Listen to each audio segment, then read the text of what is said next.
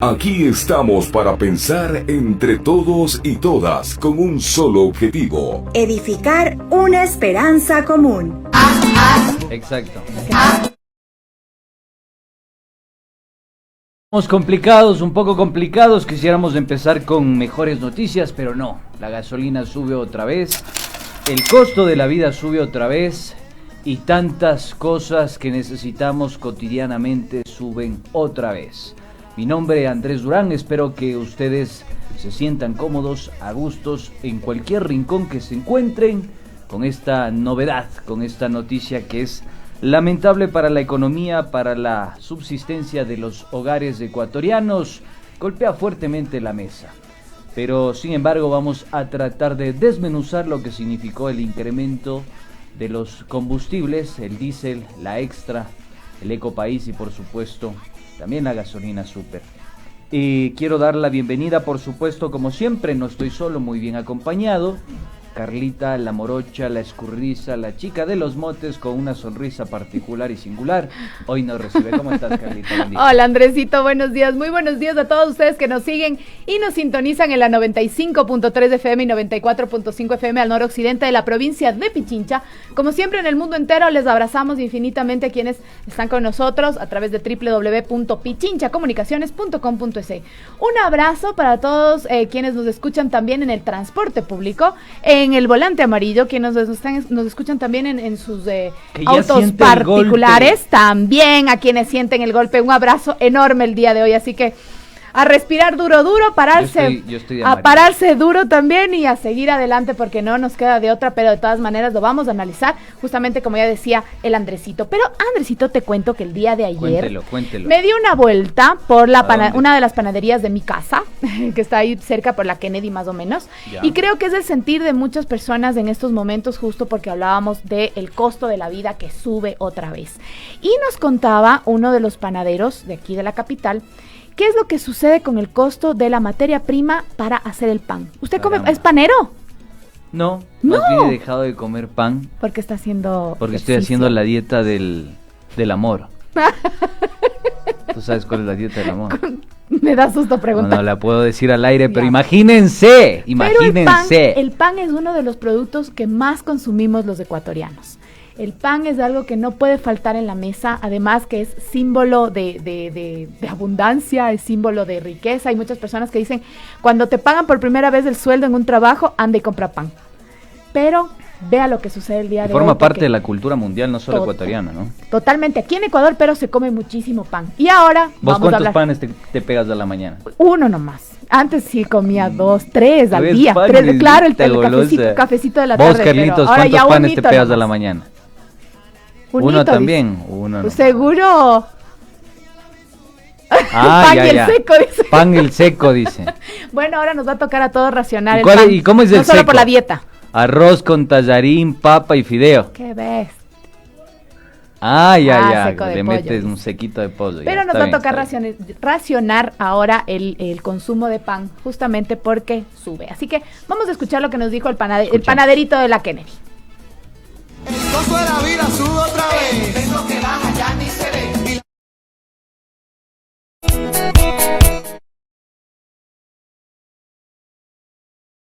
Sí, ¿cómo está? Estamos aquí en la panadería en el sector de la Kennedy y nos quería contar aquí nuestro Bessi cómo están los precios en estos momentos de los productos para realizar el pan. Cuénteme. Bueno, sí, la verdad hace más de un mes que vienen subiendo de a poco los precios. Empezó con los huevos de 5 centavos, 10 centavos. La mantequilla también llegó un rato en el que me dijo el señor, la próxima factura le va a salir más cara porque está escaseando la palma. Va a subir el aceite y así va a estar subiendo un poco de cosas. El azúcar también me han vendido un poco más caro. Entonces sí está un poquito grave el asunto. De la harina no le han dicho que van a subir todavía. Todavía no está confirmado. Me dijeron que tal vez, pero no han dicho nada todavía certero. De los huevos sí, eso ya me subieron el precio. La mantequilla también subió de precio y fue de la noche a la mañana. Pero esto ya viene dándose hace algún tiempo, ¿no? Sí, es ahorita. No, ya hace un mes más o menos, un poquito más, tal vez que, me dijeron, sí, sabe que va a subir, y de repente a la siguiente semana me vino la factura y ya estaba subido el precio. Pero ustedes mantienen los precios del pan o ya lo subieron también. No, o sea, el precio se mantiene. El precio igual sigue, o sea, me intento mantener en lo mismo para mantener los clientes. O sea, el producto al final es lo que interesa y subir el pan es exagerado, ya ponerle 20 centavos más. Ahora, si es que ya le suban el precio de la harina, ¿tendría que subir el precio del pan también? Eso depende. O hay dos opciones, o se sube el precio o se baja el pan, o sea, la cantidad de pan. Vamos a comer galletas entonces. Claro, o sea, es que ahí sí ya depende de, más que todo maneja la harina, porque el pan es casi un 80% harina y prácticamente manda el precio de la harina. Pero obviamente entonces ustedes ahorita también han reducido la ganancia que ustedes tenían antes del pan. Bueno, ahorita no se ha reducido tanto, pero esperemos de que no se afecte tanto en un futuro, porque a fin de mes ya en verdad va a quedar, imagínense que va a tocar subir el precio a todo. Muchísimas gracias, Bessie.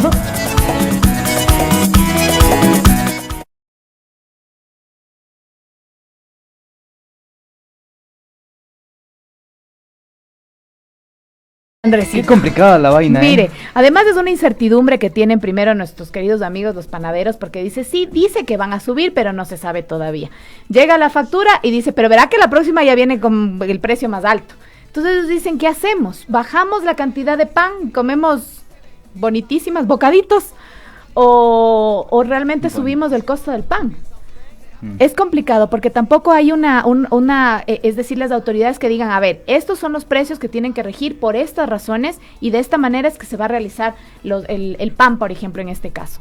Pero es una incertidumbre total y no sabemos qué mismo va a pasar. A ver, yo hago un mea culpa acá. Diga. Porque comenzamos mal. Debimos haber comenzado por el contexto para entender cómo esto impacta en los precios de los productos de primera necesidad. A ver, vamos con la noticia más importante. Quiero que lo analicemos en Larry, porque ahí vamos a desmenuzar la coyuntura, lo que sucede, lo que pasa y entender por qué suben los costos hoy de algunos productos de primera necesidad. Así que, Carlitos, echémosle leña al fuego. 500 años después.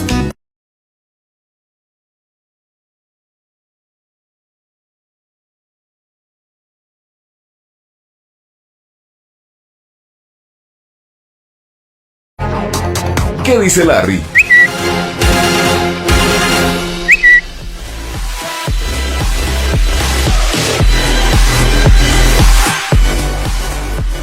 A ver, 9 de la mañana con 16 minutos, vamos a meterle acelerador para que usted comprenda por qué razón es que afecta a la economía familiar, a la economía popular, a la economía real, el incremento de los combustibles hoy por hoy. Recordemos que el gobierno fijó una especie de bandas, ¿no?, que se iba a ajustar a la demanda y oferta en los mercados internacionales, eliminando ese polémico subsidio a los combustibles, que se intentó hacerlo en octubre de 2019 con el decreto 883, después reculó, después estuvo ahí intentándolo hacer, habían mesas de diálogo con el sector indígena, no se concretó aquello y posteriormente en pandemia, toma tu maqueño. Cuando no podíamos salir. Cuando no podíamos salir. Y ese maqueño que hoy incrementa, y ha tenido un incremento en estos últimos tiempos a partir de este sistema de bandas que ha implementado de aproximadamente 40 centavos. El día de hoy el combustible creció 4 centavos. 4 centavos crece el costo del combustible, se incrementa en el galón, pasó a $1.99 y el diésel, 8 centavos a la extra y eco país. Exacto, 8 pasó a ubicarse a $1.99 y el diésel incrementa 4 centavos. Voy a 1.48. Leer exactamente los costos que tenemos acá. A ver, precio de venta al público máximo para diésel premium y diésel 2 es de $1.48 por galón. Por galón, exactamente. Precio de venta al público máximo para la gasolina extra y extra con etanol, $1.99, casi $2 usted va a tener que gastar por galón. A ver, vamos a hacerle una idea así general para que usted tome en consideración. Un auto grande de aproximadamente 1.600 de su cilindraje se va a tener que tanquear con aproximadamente $23 y $25. Tanquear. ¿sí? 23 y 25 dólares. Un auto pequeño de menor cilindraje, 1.200, 1.400 dólares, usted lo va a tener que tanquear entre 18 y 20 dólares. Sí, 18, 19 dólares. Así que tome en consideración a que esto impacta en la economía. Pero a ver, yo hoy conversaba con mi hermano, el mayor, y lamentablemente es un poco gaznápiro, mi hermano el mayor, hay que decirlo. Ese sin cariño miedo, que sí. tiene.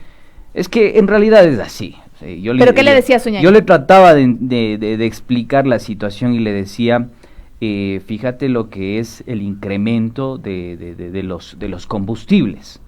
Fíjate lo que significa eso para el impacto de la economía. Y él me decía, pero es que con Correa, por ejemplo, a nosotros nos aumentaron el aceite, las llantas, nos pusieron un impuesto al rodaje, el impuesto verde, y ahora se quejan porque ha subido 4 centavitos la gasolina. Entonces, frente a esta clase de comentarios gaznápiros, sí, porque no hay otro calificativo, cuando no existe información, cuando no existe la voluntad de investigar, cuando usted no coteja esto o lo compara con otros escenarios o contextos, permite usted que los medios de comunicación le metan el dedito. Y cuando le meten el dedito a usted, no tiene argumentos para contrarrestar esa información. Brevemente les quiero comentar cómo ha impactado el crecimiento de los costos de los combustibles en la economía real. Ya mencionamos el tema de los panes, el precio que va a incrementarse en estos días, ¿no es cierto? Pero ya viene haciéndolo desde hace un mes alguno de la materia prima del pan, como nos decía nuestro amigo pero hay panadero. otro caso que también es más particular todavía, que es el diésel. El diésel lo utiliza el transporte pesado, ¿sí? El transporte pesado y el transporte público utiliza este combustible. ¿Qué pasa si el día de mañana el transporte pesado y público se ve golpeado por el incremento de este combustible? Pasa lo que hoy está sucediendo en la capital, por ejemplo. Hasta el día de ayer una paralización sin ningún tipo de respuesta por parte del municipio y los transportistas presionando para que se incremente el costo de la tarifa, ¿sí? ¿Qué pasa con el transporte pesado? Pasa que si antes un flete de papas de Cotopaxi a Pichincha costaba de Guayas a Pichincha costaba $600, hoy ese mismo flete está costando $1,500, ¿sí? Ese es el impacto. Acordémonos que recientemente, ya es más o menos unas 3 semanas que salimos a también averiguar por aquí el sector de la Floresta, y la vecina nos decía, por ejemplo, que la libra de arveja estaba en $1 anteriormente y ahora está en 1.60. Yo te cuento, compré hasta en 1.80. Antes de este incremento de gasolina del día de hoy. Y acá viene lo central, Carla, lo que tú acabas de topar, vamos a tratarlo de explicar. ¿Por qué razón se incrementa y perjudica a los minoristas, a las personas que tienen sus abarrotes, sus tienditas, sus tenderos? ¿Por qué impacta? Porque ellos no tienen la capacidad, pues, de negociar con las grandes distribuidoras para comprar al mayorista, ¿sí? No tienen, pues, la capacidad, porque son tenderos. Entonces, ¿qué sucede con esto? Lo que se hace es entregar el monopolio a unos pequeños grupos que hoy encabezan el ranking de las empresas más rentables en términos financieros. Por ejemplo, el grupo La Favorita. El día de ayer con el señor, el papá, el abuelo de Carapaz, el señor Adrián Acosta, conversábamos de este tema. A ver, si uno suma las pequeñas, póngale mucho cuidado, querido oyente, a esta información, porque a veces nos venden estas mentiras en los medios de que el emprendimiento es la salida a toda esta situación. Está bien, buenísimo que sea así, pero ¿qué clase de emprendimiento? Con seguridad social, en condiciones dignas, con un giro de negocio bastante claro, con competencia leal, o con un mercado completamente monopolizado, tergiversado, sin impuestos progresivos, cargando a los que menos tienen, facilitando las cosas a los que más tienen. Entonces, algunos datos oficiales y disponibles solo hasta el 2019, porque al señor Moreno se le olvidó tomar en consideración que gobernaba hasta el 2021, revelan dónde se encuentra el grueso de la producción empresarial. ¿Dónde se encuentra el grueso, querida Carlita? En el país existen 61.632 empresas, de las cuales 3.080 son grandes compañías, solo 3.080. 7.236 son medianas y 10.623 son pequeñas, pero 40.693 son microempresas. Si usted suma las pequeñas y las micro, hablamos de que el 85% de esa producción empresarial la representa este pequeño sector, según las cifras de la Superintendencia de Bancos. Vamos a otro dato perturbador. Solo en la capital de los ecuatorianos,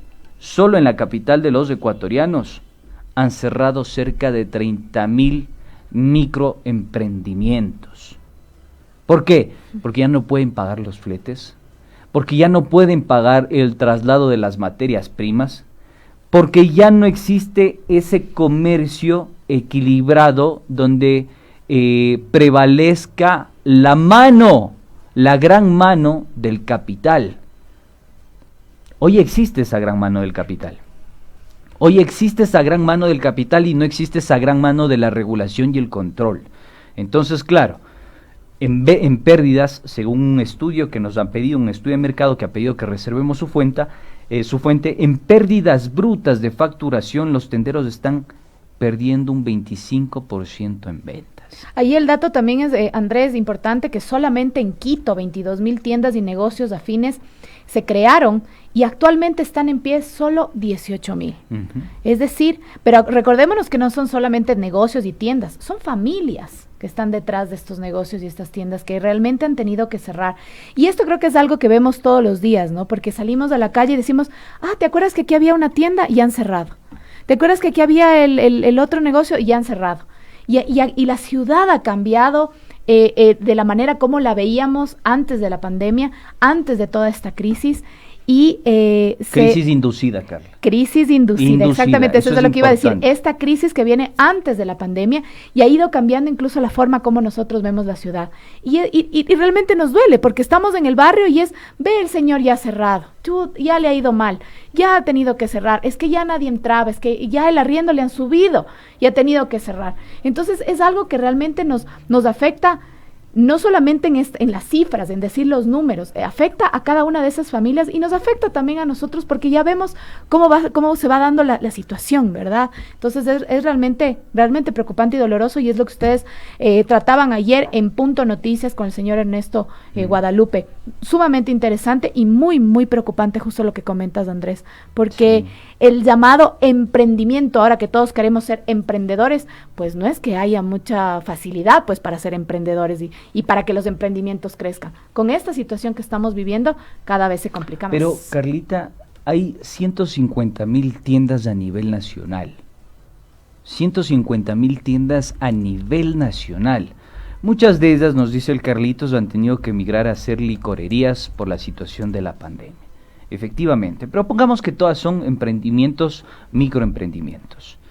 Estas 150.000, señores, llegan a facturar en promedio cada una $3.000. A eso réstele el 25%. Si usted multiplica esos $3.000 por las 150.000, más o menos va a dar un aproximado de $400 millones, que hacen 150.000 microempresas. Póngale a eso también los empleos. Digamos que trabajan 2 personas por esas 150.000. Estamos hablando de 300.000 fuentes de trabajo, ¿sí? A esto usted toma en consideración el desequilibrio que existe en el mercado nacional, porque hay que decir, hay un desequilibrio, pues. Total. La corporación La Favorita, por ejemplo, concentra un total de facturación de $2.400 millones. Y hoy por hoy es la que mayor utilidad ha generado a pesar de esta situación, a pesar de la pandemia crítica del Ecuador. Entonces, yo creo que es de sentido común hacerse esta preguntita y no emitir comentarios gaznápiros cuando digan, pero si son 4 centavitos nomás, son 8 centavitos nomás. Ya, eso usted súmele por el costo del traslado del flete, por las llantas, por la movilización, por lo que implica sacar desaduanizar los productos, por lo que implica los traslados del Carchi al Macará, ¿sí? por todo lo que eso implica y cómo La esa cadena de distribución va afectando en su economía real. Y entonces, y les llega al último, que es nosotros, los consumidores. Entonces, esto creo que tiene que estar súper claro para que usted identifique dónde está el problema, dónde está el meollo. Entonces, con esto cierro. La pregunta de sentido común es, ¿quiénes ganaron y quiénes perdieron en el gobierno del señor innombrable? Usted sabe quién es. Vamos rapidito solamente a dar lectura al tuit del señor Jorge Yunda Machado, el día de ayer, que ya lo comentaba hace un momentito Andrés, sobre el paro de los señores transportistas. Sin ceder absolutamente nada y en favor de continuar con el cumplimiento de la ordenanza metropolitana que cambiará para siempre el antes y el después del transporte público digno para la ciudad de Quito. Mañana habrá transporte normal, es decir, el día de hoy, dijo el alcalde de la ciudad, tomando en cuenta el pedido que tenían hasta ayer los señores transportistas. ¿Realmente habrá un antes y un después del transporte público? ¿Tendremos ya una mejora en la calidad también del transporte? Vean, señores transportistas, ustedes se les quiere mucho, se les considera, pero también hay que hacer un mea culpa y decir, tienen que mejorar el servicio de transporte público. Entonces también cuando uno reclama también tiene que decir, ok, ¿en qué puedo mejorar y qué puedo ayudar para que la ciudadanía también esté mejor? O sea, hay que apoyar el hombro ahora absolutamente todos. Entonces el día de hoy yo ya vi transporte normal, ya está el transporte público normalizado y como tú decías, es competencia de los municipios arreglar este tipo de problemas. Ahí está lo que dice el alcalde de Quito. Yo creo que estos son temas que tienen que convocarnos a una reflexión profunda, más allá de, mencioné este caso puntual y particular mío para explicar algo que sucede en nuestras familias. Más allá de esta división correístas, anticorreístas, hay que analizar la materialidad de los hechos y cómo esto influye y afecta a la economía real de los ecuatorianos. Más allá de las pasiones que puedan existir, los afectos o desafectos que puedan existir entre correístas y anticorreístas, uno tiene que analizar la materialidad de los hechos. Y hoy por hoy, la materialidad de los hechos nos dice que estamos yendo a contracorriente, que la situación económica del país no resiste y que hace algunos días, en este espacio de noticias, específicamente en tercera emisión de Punto Noticias, el presidente de la Federación de Transportistas Pesados dijo lo siguiente: si el gobierno no recula en su accionar y en sus medidas, nosotros vamos a medidas de resistencia. Eso significa paralización del transporte pesado. Yo no sé qué tanto le convenga una acción de este tipo al país en estas circunstancias. No sé si quisiéramos que el país se convierta en Colombia. Es lo que decíamos ayer, ¿no? Viene un nuevo gobierno que esperemos se siente y diga, a ver, vamos a poner la casa en orden.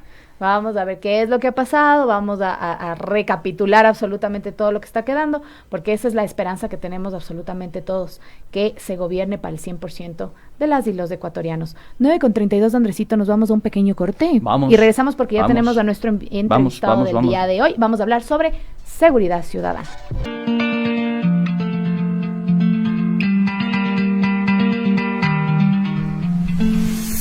Qué chévere reseña, ¿no? Ajá, el señor Jaime chévere. Bravo, muchísimas gracias por esa reseña tan coloquial, tan a lo nuestro, con un idioma que todos podemos entender, pero vea, ahí está clarito. Como un dialecto sería. La subida, el dialecto. Oiga, qué difícil es a veces entender algo que nos afecta a todos del día a día. Y a veces cuando nos cuentan así de esa manera es mucho más sencillo de entender. Así que muchas gracias a Jaime Bravo por esa pastilla informativa. Queremos darle ya la bienvenida entonces a nuestro invitado del día de hoy. Me confirman, chicos, si ya estamos ahí conectados con nuestro invitado. Y queremos hablar con el señor Gabriel Ramírez. Él es abogado y sociólogo, magíster en Ciencias Internacionales, Derecho Internacional y máster en Seguridad y Desarrollo con mención en Gestión Pública y Gerencia Empresarial. Porque si hay algo que nos preocupa, aparte de muchas otras cosas a las y los ecuatorianos en estos momentos, es la inseguridad. La inseguridad en la que vivimos en las calles del día a día. Yo creo que ahora es bien difícil toparse con alguien que diga que no ha sido víctima de la inseguridad en las calles. ¿Te ha pasado a ti algo últimamente? Yo creo que Carlita, Primero que nada, me parece que nuevamente la estamos pifiando, digo yo. Pifiando. Siempre haciendo este ejercicio de autocrítica, porque es importante deconstruir algo que está establecido en el sentido común de los medios de comunicación. Quizá hasta lo hacen de adrede, decía mi abuela. ¿Por qué razón? Porque en estos contextos complejos de crisis económicas inducidas, de sabotajes económicos, de concentración de la riqueza, de una acumulación desmedida del capital, ¿sí?, que sucede en nuestra realidad ecuatoriana, hay que preguntarse si este contexto es propicio para la aceleración de la delincuencia, del crimen organizado. Yo me pregunto, si usted es un habitante que vive en la frontera norte, póngase Mataje, y no existe presencia del Estado, no existe política pública y no existen grandes compañías que generen las plazas de trabajo necesarias, así como no existe salud, educación, vivienda, etcétera, etcétera, etcétera, cuando el Estado ni siquiera es capaz de emitir su más básica responsabilidad, que es entregar una cédula de ciudadanía a sus habitantes. Usted, Carla, como madre de familia o como padre de familia, indistinto de cualquiera que sea su categoría, ¿por qué opta? ¿Por vivir precarizado y llevar quizá en buena hora un pan a la mesa, o por sumarse al crimen organizado a través de estas posibilidades y oportunidades que da? Es súper difícil. Es una disyuntiva, pero ¿qué harías tú? No sé qué haría en esa situación, te soy súper sincera. No sé qué haría en esa situación. A ver, si tus hijos están muriendo del hambre y ni siquiera tienen cédula de identidad, y tienes que sumarte a una organización narcodelictiva, porque es así lo que pasa en Esmeraldas, o morirte del hambre, ¿qué haces? Probablemente lo haría, claro. Yo lo hago, yo no lo pienso dos veces, yo lo hago. O sea, si yo tengo que salvar la vida de mi hijo, de esa manera yo lo hago. Y seguramente en esa situación están muchas personas que habitan en la zona de frontera y muchas personas y jóvenes que se han sumado a las organizaciones narcodelictivas. Y esto lo dice la propia bibliografía indexada. Que no pasa solamente en la frontera, creo yo, Andrés. No. Yo estoy poniendo el ejemplo de Esmeraldas, pero esto lo dice la bibliografía indexada, no es que yo me estoy inventando, no, esto lo dice el doctor Fernando Carrión, esto lo dice los estudios del propio Instituto de Altos Estudios del Estado, el IAEN, ¿sí? Esto lo dice la Facultad Latinoamericana de Ciencias Sociales, esto lo dice la bibliografía indexada, científica, comprobada empíricamente. Y yo creo que eso es lo que está pasando en este momento. Yo no sé si en este preciso instante ya tenemos conexión con el invitado. Parece que ya nos escucha. Estoy con el mosco ahí en la garganta. Confírmenos, producción, si tenemos ya conexión. Sí, me dice que está conectado. Gabriel, buenos días. No lo vemos a Gabriel. Gabriel, ¿cómo está? Buen día. ¿Nos escucha? ¿Le puede encender su micrófono y su cámara, por favor? De dos golpes, por favor, si se encuentra por ahí. Estábamos esperando que prenda su micrófono y su cámara, por favor, Gabriel, si nos escucha. Sí, está conectado, pero no nos ve, no nos escucha. Ya parecemos sesión espiritista. Bueno, hasta solucionar el inconveniente técnico les comentaba que no es un invento. O sea, hay que primero preguntarse por qué razón, cuáles son las justificaciones y en qué contextos aflora la beligerancia del crimen organizado en el Ecuador y en América Latina. Yo me pregunto si el crimen organizado es comparable, por ejemplo, en América Latina, en el Ecuador específicamente, con los países escandinavos. Si es comparable con los países de la Europa occidental. Me pregunto. ¿Y saben por qué me pregunto? Porque hay evidencia que demuestra que frente a la retirada del Estado, frente a la retirada de la política pública, frente a la reducción del presupuesto para la seguridad, frente al cambio en el enfoque de la seguridad, porque una cosa, digo, es prevenir y otra cosa es facilitar que vengan bases militares, se asienten en el país y no hagan absolutamente nada por combatir el narcotráfico o el crimen organizado. Frente a todo eso, frente a todos estos sucesos que acontecen en el país, entonces se acelera la presencia del crimen organizado. Ahí le estamos escuchando. Lo escuchamos por ahí. Gabriel, sí, buenos días. Ya prendió su micrófono. Puede prenderle también la cámara, de todas maneras ya lo escuchamos. Buenos días y gracias por estar aquí con nosotros. Sí, no sé si estamos ya todo bien, ahí Carlita ya le escuchamos. y Andrés. Gracias. Ahí estamos, excelente, lo vemos, lo escuchamos. Queremos entonces sentir esos criterios que son tan necesarios e importantes en esta coyuntura. Ya hacíamos un preludio, estimado Gabriel. Recordarle a la audiencia que Gabriel Ramírez, abogado, sociólogo, magíster en ciencias internacionales, conocedor también de la seguridad y desarrollo, con mención en gestión pública y empresarial. Ya hacía ya un preludio en el encuentro de esta entrevista, ¿no? Y decía que hay que preguntarnos en primera instancia sobre los contextos que favorecen justamente a la inseguridad. Y yo creo que eso es principal justamente para entender cómo es que aflorece la inseguridad y el crimen organizado en la región y específicamente en el Ecuador, que ha crecido, ya demuestra un crecimiento incluso de la tasa de homicidios en el país en estos últimos 3 años. ¿Qué decir al respecto? Bienvenido, estimado Gabriel. Bueno, primeramente, buenos días a ustedes, Carla y Andrés, y a Pichincha Universal, y a la audiencia que nos sigue en esta entrevista. Bueno, el preámbulo que usted lo realizaba previamente considero que es muy objetivo, de alguna manera, para abordar el crimen, la inseguridad. Esto toca abordarlo, insisto, desde un preámbulo de un contexto global. Creo que la globalización, más allá de insertarnos en el ciberespacio, las tecnologías, las redes sociales, también ha traído consigo un proceso de inserción del crimen organizado a nivel transnacional. Entonces, la presencia del crimen transnacional a nivel mundial rebasa a los países, rebasa la capacidad resolutiva de los estados en temas de seguridad y defensa nacional, no por los recursos ingentes que estos tienen y las formas como se organizan. Aquí, para tratar de ir situando y aproximando a la presente entrevista, yo pienso que dentro del contexto internacional se empieza a hablar del crimen organizado a nivel transnacional, lo que se conoce como las amenazas híbridas. Entonces, esas amenazas híbridas son prácticamente las que están ahorita cambiando toda la capacidad resolutiva, disuasiva y de defensa de los estados. Entonces, para ir introduciendo, cuando yo hablo de estas amenazas híbridas, prácticamente aquí empezamos a familiarizarnos con una terminología que se conoce, por ejemplo, la presencia del narcoterrorismo, la ciberextorsión dentro del ciberespacio, y los grupos subversivos, los grupos terroristas, ¿no? Entonces aquí también hay que hacer una diferenciación, porque ustedes estaban en su preámbulo, por ejemplo, hablando los conflictos que enfrentan las zonas de integración fronteriza, en el caso concreto colombo-ecuatoriano. Pero para tratar de situar cuáles son las causas estructurales que conllevan a la presencia de inseguridad en los estados, en los países, aquí me atrevo a ir puntuando. Primero, ¿qué es la pobreza? Una pobreza de corte estructural que no responde a una distribución equitativa de la riqueza, en términos de generación de empleo, de políticas sociales, la inseguridad jurídica, inadecuados sistemas de justicia y la poca efectividad.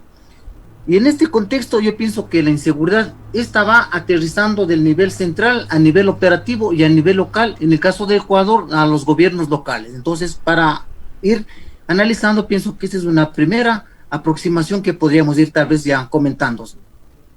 Mi estimado Gabriel, hay un informe de la Oficina de las Naciones Unidas contra la Droga y el Delito en el que habla que el impacto del coronavirus en el mundo criminal, por ejemplo, dice, proyecta un crecimiento en la inseguridad en todo el mundo. Una de las causas por las que hemos tenido injerencia de otros países, como por ejemplo las bases aéreas, especialmente en Galápagos, en Manta también la tuvimos anteriormente, es la lucha contra el tráfico de drogas, contra el narcotráfico. ¿Esto realmente es una solución? ¿Esto realmente le lleva al país a mejorar? ¿Esto realmente le lleva al país a hacer una verdadera lucha en contra de la inseguridad y en contra del narcotráfico? Bueno, el narcotráfico prácticamente los carteles han logrado organizarse, como insisto, a nivel transnacional, ¿no? Entonces, sencillamente hay instrumentos internacionales, por ejemplo, que combaten a la delincuencia transnacional, como el Convenio de Budapest y el de Palermo, ¿no? Estos dos instrumentos internacionales permiten a los estados actuar de manera efectiva, pero el combate al narcotráfico sencillamente ha cambiado en el nuevo reordenamiento de la geopolítica mundial, Entonces nosotros observamos que, por ejemplo, que los países, ¿no es cierto?, donde se decía productores, no solamente que se concentran en la producción de cocaína o el tráfico de estupefacientes, sino que van migrando hacia estados y gobiernos más débiles, donde la inseguridad jurídica, los sistemas, por ejemplo, de Fuerzas Armadas o de policía para el control interno son vulnerables. Entonces, los carteles operan de una manera muy inteligente, también hacen sus sistemas de inteligencia y de contrainteligencia, y lo grave y preocupante que hay que entender es que empiezan, si es la palabra correcta, a corromper altos estamentos, por ejemplo, que se conoce de la narcopolítica o la delincuencia de cuello blanco, tratan de incursionar en las estructuras de las Fuerzas Armadas, la policía, y eso hace que se vaya limitando el accionar de combate y la lucha contra las drogas y todo lo que tiene que ver con el narcotráfico y tráfico de estupefacientes. Ahora, sobre esto que usted acaba de mencionar, estimado Gabriel, consultarle sobre algo de lo que ya hay evidencia, ¿no? Digo, hace poco tiempo, que serán específicamente un año, se sancionó por primera vez a un miembro de la escolta presidencial, que era el sargento segundo de la Marina, Cristian Suárez. Y este segundo sargento de la Marina era escolta del presidente de la República y al mismo tiempo era una de las personas que facilitaba el tráfico de drogas en la costa del Pacífico. A este sargento se suman una serie de denuncias de policías, militares, estructuras judiciales vinculadas al crimen organizado y específicamente al narcotráfico. ¿Hasta dónde tiene alcance el narcotráfico hoy por hoy en el Ecuador, estimado Gabriel? Bueno, el alcance de los carteles, los grupos que están incursionando dentro del narcotráfico, sencillamente las aristas dentro de la nueva geopolítica mundial son organizados, son estructuras transnacionales que están, diríamos, asentadas en todos los países, muy complejos, cuentan con toda la tecnología, con sistemas de gestión y procesos internos propios administrativos que les son lo suficientemente eficientes para actuar. Ellos también, diría, hacen acciones de inteligencia y contrainteligencia, ¿no? ¿Para cómo? Para combatir a todas las estructuras del Estado. Y esto lo hacen incorporando a profesionales también que se van por esta vía, diríamos, al margen de la ley, altamente formados, con muchos niveles de preparación para estar al servicio de los grupos delictivos. Pero cuando usted dice, por ejemplo, ¿por qué en el caso del ecuatoriano se empezó a optar a militares para que se pongan al servicio del narcotráfico? Entonces, el objetivo principal es reclutar, tratar de incursionar en las altas esferas de los gobiernos vulnerables de países pobres, de estructuras de sistemas jurídicos muy vulnerables, exclusivamente donde se evidencia la inseguridad jurídica o lo que se denomina también la presencia de estados fallidos. Entonces, estos elementos no hacen que incursione lo que se habla la narcopolítica, ¿sí? Y el narcoterrorismo o la narcoextorsión. Ahora, en el caso ecuatoriano, ¿cuál es la situación actual? Que también hay que ponderar, hay que analizarla en lo que significó los últimos 10 o 15 años. Ustedes recordarán que décadas atrás el Estado ecuatoriano para los temas de seguridad y defensa nacional contaba con una estructura que se conocía como el COSENA, ¿no? Entonces el COSENA era una estructura bastante organizada, diríamos, que tenía todos los frentes económicos, militares, sociales, que se dedicaban a las acciones de análisis estratégico y geopolítico del país. Entonces esta estructura encargada de precautelar tanto la seguridad por lo general externa, ¿no es cierto?, y en parte la interna, fue desmantelado. Se creó una estructura de la ex SENAIN que también está en proceso de cambio. Entonces, eso hace que haya vulnerado los temas de seguridad nacional para el caso ecuatoriano. Solo quisiera robarle una preguntita a la Carlita porque, a ver, este caso es perturbador. Sí, pero hay que hacerlo como con más análisis también. Es perturbador. Sí, yo quisiera que tratemos de ser preciso, pero me perturba a mí realmente porque fíjese el alcance que tiene. Estamos hablando de que es un escolta del presidente de la República. Y estamos hablando de que no es cualquier escolta de la escolta presidencial. Es el escolta que daba seguridad a Karina Moreno, hija del presidente de la República. Y además, este señor fue atrapado en delito flagrante porque hubo escuchas legales y en esas escuchas telefónicas legales pedidas por la orden de un juez se facilita estos vínculos de este sargento con el crimen organizado. Pero además procede la justicia y le dan una sentencia de apenas de 24 meses de prisión y una multa de $4,632. Luego, chao, se fue, ¿no? Se fue.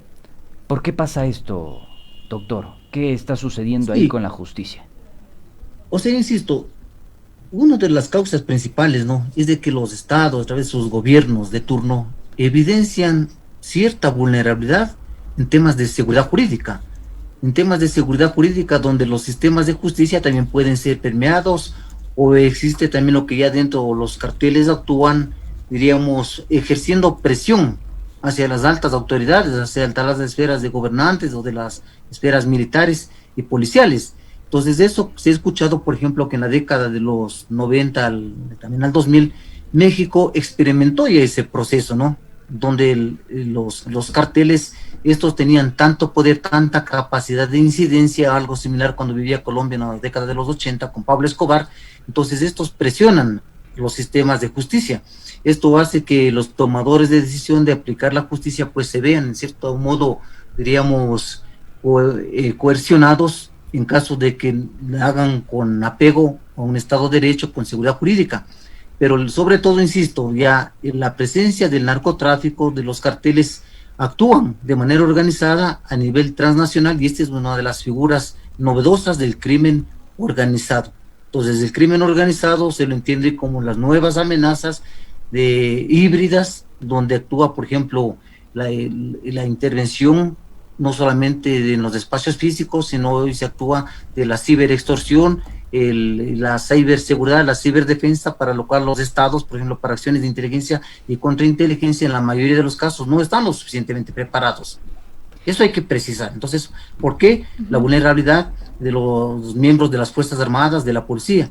Y sobre todo, diríamos, por la capacidad también ingente de recursos que empiezan, ¿no es cierto?, a desplegarse y a comprometer las situaciones de éticas y de vocación de los servidores y funcionarios públicos, pero sobre todo cuando ya el crimen organizado de cuello blanco toma mucha presencia en los países latinoamericanos. Estimado Gabriel, hablando ahora, antes de que ya se nos acabe el tiempo, hablando de la seguridad interna. En cuanto a los niveles de inseguridad y violencia interna, el Ecuador cerró el 2020 con las peores cifras de los últimos 6 años. Según indicadores y según datos que tenemos como fuente el Ministerio de Gobierno, según los indicadores que ellos miden, principalmente son las tasas de muertes violentas por cada 100 habitantes. Luego de años de una tendencia a la baja, desde el 2019, empezó a subir nuevamente esta 2017. cifra. Sí, pero según los datos del Ministerio de Gobierno, según 2019 empezó a subir nuevamente la cifra de homicidios intencionales. Y en 2020, tras el confinamiento por el COVID, la tasa bordeó más de los 7 puntos. Este es un escenario realmente preocupante. Justamente después de haber bajado, como dice Andrés, los últimos 6 años teníamos las cifras mucho más bajas, comienza a subir nuevamente. Desde el 2017 y en 2019 se disparan los homicidios intencionales. Es algo a lo que nos enfrentamos las y los ciudadanos, lamentablemente, día a día. ¿Qué decir sobre esto, estimado Gabriel?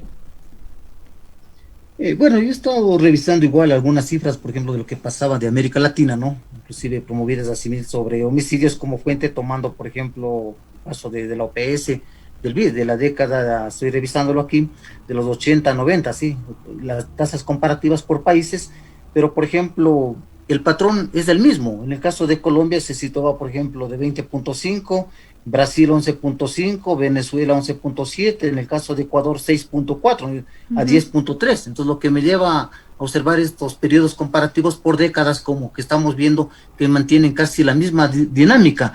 Aquí quizá lo que habría que hacer una precisión es que la dinámica del riesgo, de las amenazas, tanto a la seguridad interna y externa, tiene una incidencia fuerte por el proceso, por ejemplo, del flujo migratorio transnacional, ¿no? De la migración internacional, los casos de movilidad humana por la presencia de Venezuela. Entonces, pero lo que vemos es aquí que los problemas estructurales no resueltos en Venezuela, de la pobreza, se transfieren o se trasladan los riesgos a los distintos países. Y la única diferencia que va a darse en estos países es la efectividad de los sistemas de seguridad, de policía, los temas de preventivos, ¿no es cierto?, o de prospectiva que se haga frente a los delitos. Quizá eso es lo que cambia la gran diferencia, pero las tasas en cuanto a las situaciones delictivas por cada 100.000 habitantes, como ustedes, tienen casi el mismo comportamiento. Quizá un indicador relevante también que hay que comentarlo son los costes y los costos, por ejemplo, por los delitos, por la inseguridad. Estos se estiman alrededor de un 2 y un 3% del PIB, ¿no?, de los países. Entonces, esto es una apreciación, diríamos, bastante directa. Ahora, para hacer un poco de perspectiva, yo pienso que en el caso ecuatoriano lo que hay que precisar son los temas de superar esa apreciación un poco aún ya trabajada de un Estado fallido, de la falta de seguridad jurídica, ¿no? La efectividad de los sistemas de justicia. Yo pienso que ese es el problema. Pero sobre todo, en el caso del nuevo gobierno, tendrá que actuarse en políticas sociales que apunten, ¿no?, a generar cambios estructurales en una distribución equitativa de la riqueza, en políticas sociales de generación de empleo, de acceso a salud, educación. Yo pienso que si estos problemas estructurales no son revisados, es muy difícil que la conflictividad y la inseguridad en el país se la supere, porque sobre todo lo que cambia son los perfiles, ¿no es cierto?, demográficos, la situación de estratificación. Pero lo que, insisto, a mí más me preocupa no es el crimen organizado interno, doméstico, del robo de los arranches, etcétera. El país está atravesando por una situación bastante preocupante. Y esto invito que hay que comentarla a la academia, a los medios de comunicación, este espacio que ustedes lo hacen, es las nuevas amenazas que son de absolutamente preocupación. La narcopolítica, la ciberextorsión, ¿sí?, dentro del ciberespacio. Estas son nuevas figuras que aún la propia policía todavía no está actuando de manera efectiva y eficaz, acorde al crimen transnacional que está presente. Perfecto, Gabriel, se nos acaba el tiempo. Le agradecemos muchísimo por su participación, muy amable por sus criterios. Con ustedes, queridos amigos. Gracias a ustedes por este espacio muy breve, por haberlo aquí compartido. Muchas gracias. Gabriel Ramírez con nosotros del día de hoy. Es un tema amplísimo. Nos quedamos sin tiempo, Carla. Sí. Decirle a la querida audiencia que usted y solo usted, en función de lo que hemos expuesto, tiene las conclusiones. Nosotros, simples interlocutores. Nos escuchamos y nos vemos el día de mañana. Adiós. Gracias por acompañarnos en este espacio 7F, Ecuador por más democracia.